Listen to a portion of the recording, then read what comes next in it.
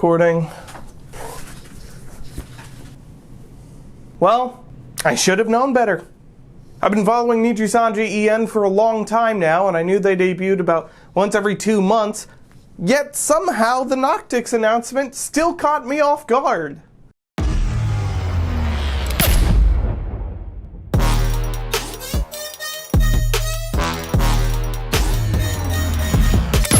Why didn't I just use my brain for 10 seconds and postpone the first video until this? I don't know. I'm dumb? I feel like that's been well established at this point. By the way, if you haven't seen my first video on the Nijisanji EN lore, you should probably go watch that first. It's a solid 30 minutes of explanation and exploration of Lazulite through Luxium, and the theories in that video will serve as the basis for the video you're watching now.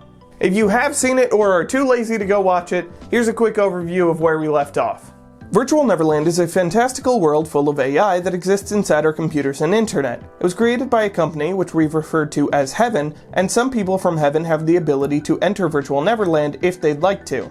After several groups of the AI found success as VTubers and Heaven found success with their Vocaloid-esque Enna product, Heaven moved to capitalize on the VTuber craze by creating Luxium as their first set of curated streamers. Or maybe it's all in Petra's head. Now, I do need to start off this video with a quick addendum to the last one. A kind commenter pointed out that Reimu does actually have a lore video that she posted shortly after her debut. While I feel very sorry that I missed this, I don't feel sorry that I ended up coming back to it after I'd finished the whole product, because her video led me to probably my favorite part of this theory. I originally put this in a pinned comment under the first video, but I figured that since I have this opportunity, I may as well tell you here. Plus, this is my video. I get to do what I want with it. We see Reimu waking up from her grave surrounded by flowers, likely the wisteria flowers that are in her name, and recalling her past with the other members of Etheria. However, a mysterious black shadow appears and she takes its hand. When she does so, we can see her design change to the version her model is, one with the mysterious shade gripping her head from inside her hood. Once it latches onto her, she suddenly loses her memories of the other 3 Etheria members.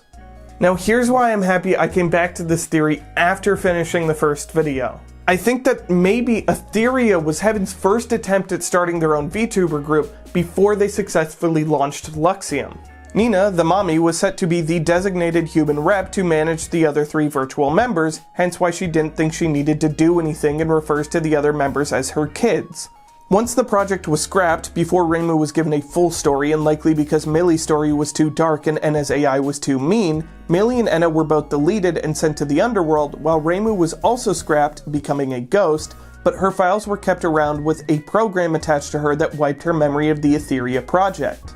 But then it seems that Nina went against Heaven's wishes after seeing what had become of their project and went full-time into Virtual Neverland, resurrecting Etheria on her own. Millie escaped the underworld, a half-corrupted, half-polished version of the Enna remake project was pulled to join the group, and Reimu was resurrected. The song God Sees All can be seen as their experience as getting to see the world as scripted AI entertainers with no real emotion before everything was stripped away. And now that they've found their way back in some manner, they're immensely grateful for any shred of happiness and emotion they get to feel now. God saw everything that they were becoming and their push towards emotion and finding their own happiness, and scrapped them because Heaven knew that they wouldn't be able to control them. But the 4 of them have returned and are forcing themselves to be heard. If you look in the lyrics, God sees all is always in quotation marks. It's not a fact, it's them mocking their God. The Japanese lines are them proclaiming, "We'll embrace these overflowing emotions, we'll forever hold on to this true happiness, listen to our closed-off voices." They know that God can see them and they're telling him to listen. They're letting him know that there's nothing he can do to stop them anymore. It doesn't matter if their emotions are fake because they're coded. It's real to them, and that's all they care about as they proudly proclaim, "We're Etheria." I'm gonna be honest, after coming up with that, I don't think I'll ever be able to listen to God Sees All the same way again. But here we are with 5 more members and 5 more backstories to tack on to our ever-expanding fanfiction. I mean intricate lore analysis. Quick reminder of the rules, I am only looking at the debut streams because that is the most canon lore that I think we can have that's not, just things said on the spot.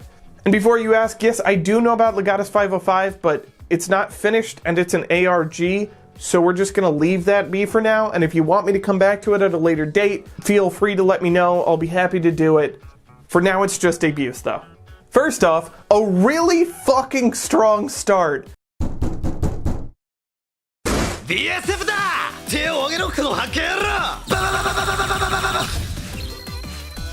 Sonny, my dude, fucking aces. 10 out of 10. Sonny Briscoe is the commander of the Virtual Special Forces Squad in the Virtual Police in the year 20XDX. Living in a future where the metaverse apparently actually takes off, various cybercrimes have become rampant. Some people are even daring to download cars. And if I learned anything from early 2000s DVD pre-rolls, it's that you never download a car. On a mission to take out the extremist group Blackout, he discovers that their leader was actually the police commander who was hell-bent on going back in time and preventing the digital age from ever coming to fruition. While trying to stop the time travel program, Sonny finds himself being the one sucked into the black hole and back in time, and dropped right in front of Niji-Sanji's office. Now in our time, he's here to stop all those filthy livers who have gone unchecked with their various crimes, like not washing their rice. And also to do lots of Norio Wakamoto impressions.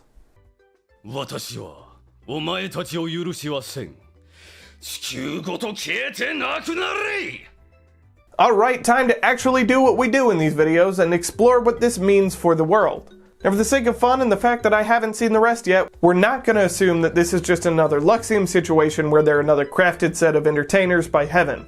So, if Sonny's future is to be believed, then high-end VR technologies have taken off and become an essential part of our daily lives. But with a whole new world comes a whole new place for crimes. This has led to the creation of a whole new sect of police, the Virtual Police, and a special forces team in that sect, the VSF. Additionally, there's just a wormhole sitting there, I guess. Now the question has to become, is this our future or Virtual Neverland's? The simple answer, both! In the near future, Heaven releases VR hardware that allows us to enter the world of Virtual Neverland like Nina and Selen's dad did. That's right, Heaven created the metaverse. But with so many people in the world now, they need some way to police it as people are perpetrating new forms of cybercrime. Enter the Virtual Police, an AI police force made by Heaven that works with the real police to handle virtual crimes. The VSF is likely a hybrid human and AI squad that's able to tackle problems in both worlds.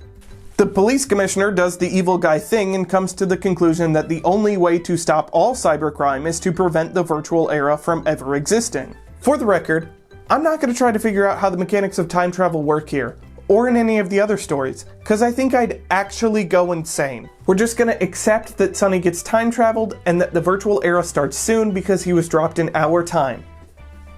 Got it? Good. We may come back to this and try and unravel this future more, as all of Noctyx comes from the future, but in the meantime, I think that's all we're going to get out of Sonny's story. Next up is Violeta, who gives us his lore via an original song. He tells us that every 1,000 years, all of the stars fall from the sky to bestow powers to those who need them most. Those gifted powers are signified with one eye glowing from the inside thanks to the power of the universe. Uki himself was born into a futuristic world with rampant classism. And no, I'm not surprised that classism and massive economic disparity exist in the future. Sorry. Apparently with no other options, Uki's parents sold him off to maybe a cult? This group claimed to be a sanctuary for the unwanted, but used this passage to take advantage of the broken and emotionally vulnerable. Never mind, definitely a cult. While making his escape, Uki, exhausted, looked to the night sky, just in time to see the lights fall from the heavens. The light enters his eye and bestows upon him psychic powers which collect around him and bring him into the past.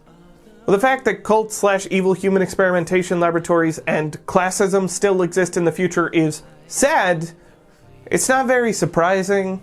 The only other thing that this really establishes is that every 1,000 years someone is blessed with the powers of the universe. As for the debut part, there weren't really many lore bits, but definitely a lot of bits that made my heart rush. Hello? Uki, if you happen to be watching this, DMs are always open. We can talk given. God, I really hope he's not watching this. Nina responded to the last one, and now I'm really scared that anytime I make a thirst comment about a VTuber, they're somehow gonna be the only one that actually watches it. Anyways, Alban Knox. First off, this man says long boy. Tonal shift. Alban Knox was a homeless child living on the streets, needing to steal just to feed himself. He and his, I'm gonna play it safe here and just say best friend, honed their craft and began stealing more and more in order to help feed those younger and more helpless than them. One day, after getting cornered by the police, the two were brutally beaten, leading to his friend's death. After that, Alban continued his crimes until he became a true phantom thief. However, when attempting to snatch a precious diamond, a portal suddenly opened before him and whisked him to the past. Again, there's not much to really say about the world itself. The fact that homelessness and child poverty still exist in the future is, once again, unsurprising. Alban does mention that his hair clips and glowing eye are actually high-tech thief gear, but other than future clothes, there's not much that can really pinpoint whether this takes place before or after the other two debuts we've seen. If I had to start pinpointing things for the sake of this video needs a reason to exist outside of recapping 5 short stories, I'd say that so far the 3 debuts we've seen have also taken place in chronological order. We know that our world seems hell-bent on sprinting towards VR worlds like the metaverse, so it's easy to believe that Sonny's story takes place within the next few decades. After society moves towards this mix of virtual worlds and reality, we can guess that it exacerbates various class and economic disparities, as those with the most money can afford to live and work in VR, while the poor are left to starve and work menial real-world jobs in order to survive. Fast forward a little bit and you've got Uki and Alban's stories, both telling the tale of children left impoverished in this new hyper-divided world, where parents are forced to sell or abandon their children in order to feed themselves. You know, the normal sci-fi speculative fiction stuff. Capitalism creates powerful new technology, it becomes an essential part of daily life, those who can't afford it are forced further into squalor, while the rich get to thrive on a mountain of the hungry and broken. I wasn't expecting this video to be about classism, but here we are! And for everyone's sake, I am going to try and stop there. Believe me, I know I've talked enough about the depressing realities of capitalism for a VTuber lore video. Thankfully, Fulgur Ovid is from a time so far in the future that humanity has wiped itself out. Or at least 375 years in the future, because somehow I would not be surprised if the other 3 all happened this year and we just capped it off with a nice extinction event. Humans have now been replaced by cyborgs, humans with cybernetic implants called Cynets, that allow them to survive in the toxic wasteland that is now dotted with various megacities, Judge Dredd style. In one of these megacities, the Republic, a terrorist organization decides to invent time travel and go back to make sure none of this ever comes to pass. Knowing how well this went for Blackout, we can just jump to the part where Fulgur gets sent back instead. In terms of what story ties we can make, we can actually draw a straight line from Sonny's backstory through Alban's character and into Fulgur's future. One of the cybernetic implants used by the citizens of the Republic is eyes, cybernetic eyes that allow the user to see the world as they'd like to. Taking the VR technologies of Sonny's near future and the potential of cybernetic eye enhancements from Alban's future could easily lead us to a VR-AR hybrid device that lets us change the world to whatever aesthetic or style we'd like. This is further supported by Fulgur's occupation, legatus. He describes a legatus as a sort of detective who works on crimes involving the duoverse, the augmented reality that the eyes show, or Einprints. If we assume that Sonny's VSF continued to evolve with the digital world technologies, then a legatus would be the natural evolution of this job. Now there are lots of little details thrown in throughout the debut, but they're mainly just kind of flavor things, not really applicable to this overall theory that we're creating. And as I already said, there's going to be a lot more lore in the future through Legatus 505, so if you want me to go through that once more of it is out, please let me know down below. And real quickly, before we get to the last member of Noctyx, I'd like to say thank you so much for watching. If you're enjoying it, please leave a like, comment, subscribe, the YouTube things. If you want to see more of me, Twitter @SteveSekai. I stream on twitch.tv/SteveSekai. Finally, let's finish things off with Yugo Asuma. First off, starting the revolution? Based. Secondly, there's a whole lot to piece together here, and it finally solidifies a lot of the vague issues we've had with pinpointing exactly where each of these stories take place. Just like in the last video, we're saving the craziest theory for last. Noctyx is our future. Or could have been or won't be. It's our world, but time travel makes everything confusing, okay? Yugo's story obviously takes place in the future after androids have taken over and instituted an authoritarian regime. Yugo uses his music to help inspire the humans and keep their hope alive in these dark times. But who is it that inspired Yugo? None other than Ike Eveland. Now if you saw the last video, you're probably thinking, but wait, that must mean that Yugo lives in Virtual Neverland, not our world. And you'd be right, if we hadn't seen Sonny and Fulgur's stories already. In a future world where VR technology is more widespread and people can visit Virtual Neverland, it only makes sense that Heaven would rework their Luxium AI to have more varying uses for the consumer. And we know that in the more distant future, VR gave way to AR technology and people were able to see the world in varying ways. We can see that only part of Yugo's right eye is a different color as opposed to the typical heterochromia we see in other characters. So this slight discoloration could be a small implant instead of a full replacement eye, also explaining why his vision keeps turning to static. That also means that Ike could have been appearing to Yugo as a digital companion to help him through the harder times. A few details point to this idea. Ike was never established to be magic, so we'd have to assume those letters coming off the page were an effect of the program. The glitch and static effect that follow his speech also implies that the experience was a digital one. Yugo even says at the start of his proper debut, "He's like a different person from what I used to know, you know?" Now this could be seen as an effect of time travel and just mean that he doesn't have any memories of Yugo, but wouldn't he just say, he doesn't know me yet, or he doesn't remember me? And especially the line, "Maybe he's not Ike Sensei," lends a lot of credence to the idea that he is a different person because his AI is still just entertainer instead of mentor/friend. Also, the fact that he hasn't seemingly aged at all certainly doesn't hurt the idea that he's not real. Yugo expresses that his life is one full of hurt. People think he's awkward, they don't want to talk or play with them, and he's paranoid about how others will view him if he learns English. I don't know about you, but to me that sounds like the exact kind of problems that would lead someone to take shelter in a virtual world with a mentor guaranteed to be kind to them. Ike was sort of like a digital therapist for Yugo, a friendly safe space where he knew someone would understand him and offer him hope. Now tie that together with the idea of why would a virtual world be taken over by androids and why would anybody still live in it if it did? And you've got yourself a pretty clear line towards this must be the real world. If Virtual Neverland was ever taken over by androids and turned into an authoritarian regime, everybody would just log off and Heaven would probably shut it down or roll it back. With that knowledge, we can run this theory backwards and forwards to confirm that Fulgur's future and Sonny's future both take place in this timeline and thus our world. Similarly, with the same logic of why would a virtual world have an authoritarian regime, we can ask why would a virtual world have classism issues as bad as Uki and Alban's.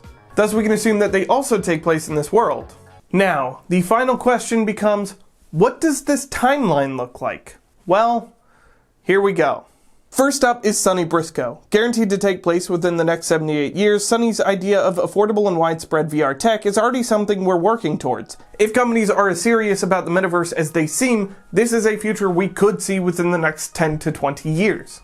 As technology improves and works towards cybernetic enhancements, especially for eyes to further introduce virtual elements into our world, we jump to Uki and Alban. These two could really take place at the same time as they both deal with a future where the class divide has grown to such a degree, presumably caused by the introduction of expensive technologies into daily life, but because Alban's high-tech thieving gear includes a cybernetic eye enhancement/replacement, we can assume that this is post-Sonny Briscoe since VR still implies that people need to wear their technology to experience it, which rules out the AR-style eyes in Fulgur's story. Next comes Yugo. We know his story can't take place during or after Fulgur since the people are still fully human, but we can assume that it's post the other three due to extremely advanced androids taking over, which is one of those important things that I think the other three would mention if it had happened to them. The design of the androids also closely resemble the design of the Legatus' cybernetics, which allows us to assume that once humans and androids started to become closer to one species, the android regime began to take the form of the Legatus. Which leads us finally into Fulgur, which, let's be honest, it shouldn't be a surprise that this one comes last since it's for sure at least 400 years in the future. But it's also a combination and natural evolution of every piece of technology that we've seen in the other stories. Or maybe all of this is wrong because time travel is way more complicated coming from the future to the past, so all of this could easily be invalidated because it could just be 5 different timelines. Or maybe it's 2, or maybe it's 1,000 at this point. I don't know. All we know for sure is that Niji Sanji is harboring time travelers, and that I've only had Noctyx for a week, but if anything happened to them, I'd kill everyone in this room and then myself. Thank you so much for watching. Like, comment, subscribe, links below, algorithm. And if anyone from Noctyx or Niji Sanji EN as a whole is watching this, I'm sorry if I'm very wrong. I probably am. I am too tired to think about that fact. I'm gonna go take another nap.